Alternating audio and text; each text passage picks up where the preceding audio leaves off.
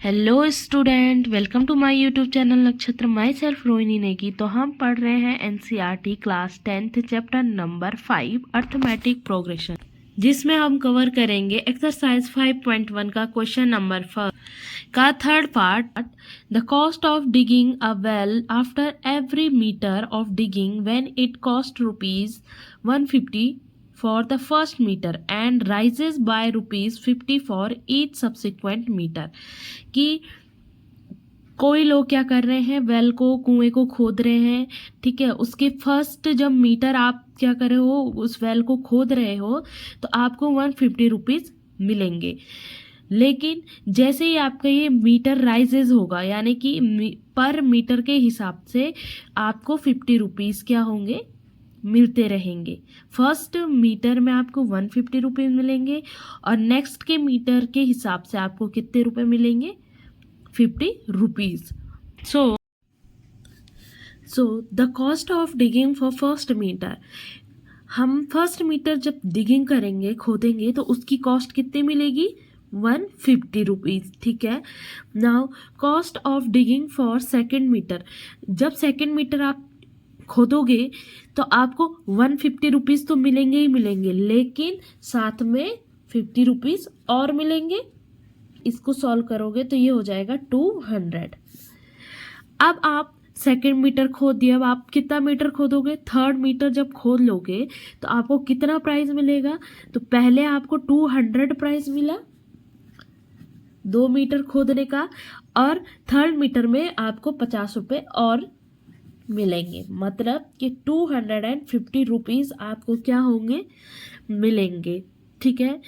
अब again fourth metre अगर digging करोगे तो आपको कितने मिलेंगे, थर्ड में आपको ₹250 मिले, तो लिखोगे 250 + 50 विच इज इक्वल टू 300। ठीक है। तो आपको cost of digging for first 4 metre, पहले ऊपर से, मतलब पहला 1 मीटर खोदोगे, फिर again second, then third, then fourth metre खोदने में ₹300 मिलेंगे। तो आपकी जो एपी बनी वो क्या बनी, तो फर्स्ट मीटर में ₹150, नेक्स्ट 200, उसके बाद नेक्स्ट 250, अगेन 300, नाउ 350। तो ये ऐसी आपकी जो एपी है ये क्या होती रहेगी, बढ़ती रहेगी। 150 से 200 जा रहा है, 50 का गैप आ रहा है। अगेन 200 से 250 जा रहा है, तो 50 का गैप आ रहा है। अगेन 250 से 300 जा रहा है, तो अगेन 50 का गैप आ रहा है। मतलब कि इसका जो डिफरेंस है वो हमारा क्या आ रहा है, बार बार 50 50 50 आ रहा है। ठीक है ना। इट मीन्स कि in this AP every term is 50 more than the preceding term. ठीक है ना, कि इस एपी का प्रत्येक टर्म 50 ज्यादा है अपनी पिछली वाली टर्म से। नेक्स्ट क्वेश्चन इज कि the amount of money in the account every year when ₹10,000, कि 10,000 रुपये आपने डिपॉजिट किए हैं बैंक में। ठीक है। अब उस डिपॉजिट अमाउंट में कंपाउंड इंटरेस्ट लग रहा है, क्या लग रहा है, हमारा कंपाउंड इंटरेस्ट लग रहा है एट 8% पर एनम, यानी कि 8% के हिसाब से प्रत्येक साल हमारा इस 10,000 में क्या लग रहा है, कंपाउंड इंटरेस्ट लग रहा है। तो कंपाउंड इंटरेस्ट होता क्या है, तो जितना आपने रुपया लगाया उसमें पहले साल जो भी क्या मिलेगा, इंटरेस्ट मिलेगा। नेक्स्ट ईयर जो अमाउंट लगाया है उसमें इंटरेस्ट मिलेगा, लेकिन साथ में पिछले ईयर, ठीक है ना, आपका जो भी इंटरेस्ट लगा है उसमें भी आपका इंटरेस्ट लगेगा। यही हमारा कंपाउंड इंटरेस्ट होता है। सो कंपाउंड इंटरेस्ट का जो फॉर्मूला होता है वो क्या होता है, वो होता है आपका कि P × 1 + R/100 होल की पावर n। अब यहाँ पे P जो है हमारा है प्रिंसिपल अमाउंट। तो प्रिंसिपल अमाउंट हमारा कितना डिपॉजिट कर रहे हैं हम, तो 10,000। तो यहाँ पे P क्या हो जाएगा, 10,000 हो जाएगा। नाउ जो R है वो हमारा है कंपाउंड इंटरेस्ट। क्या है, R इज कंपाउंड इंटरेस्ट, या आप क्या बोल सकते हो, इसे रेट भी बोल सकते हैं। ठीक है। और रेट कितना लग रहा है हमारे पास, 8%। और जो ये n है हमारा, ये क्या हो जाएगा, एयर हो जाएगा। अब आप इसमें वैल्यू पुट करोगे। अब देखो फॉर फर्स्ट ईयर में आपको कितना रुपए पड़ेगा, तो फर्स्ट ईयर में आपको पड़ेगा P हमारा 10,000, 1 प्लस R हमारा 8/100 हो जाएगा और 1 हो जाएगा।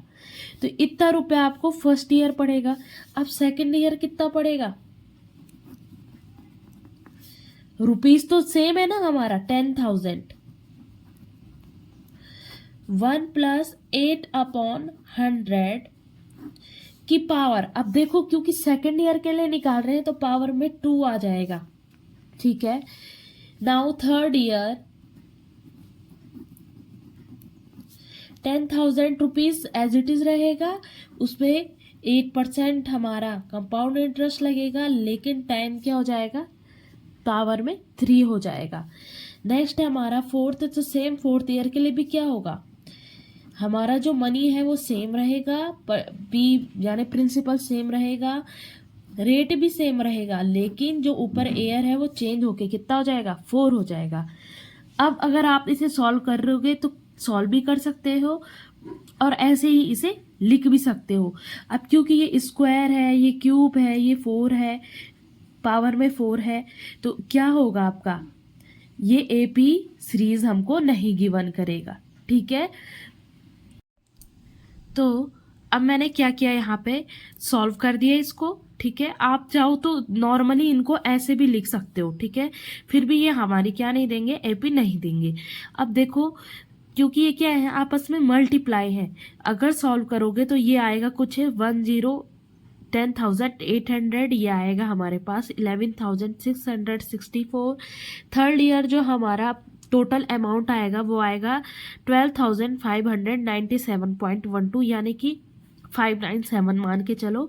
फिर फोर्थ ईयर आएगा 13,605, पॉइंट में भी था लेकिन इसको एज इट इज 5 ही रखेंगे। अब जो हमारी सीरीज बनेगी वो होगी 10,800, ये ठीक है। अब देखो मैंने इनका कॉमन डिफरेंस निकाला, जब 11,664 में 10,800 को माइनस किया तो कितना आया, 864। नेक्स्ट हमने जब A3 माइनस A2 किया तो ये कितना आया, 933, और जब A4 माइनस A3 किया तो कितना आया, 1008। यानी कि इनका कॉमन डिफरेंस क्या है, अलग अलग है। इट मीन्स ये हमारी एपी नहीं देगा, ठीक है, ठीक है। This series do not have the same difference between them, मतलब इस सीरीज के जितने भी ये टर्म नजर आ रहे हैं आपको, उनके बीच का डिफरेंस सेम नहीं है, इसलिए हमारी एपी नहीं होगी। So thank you, do like, subscribe and share.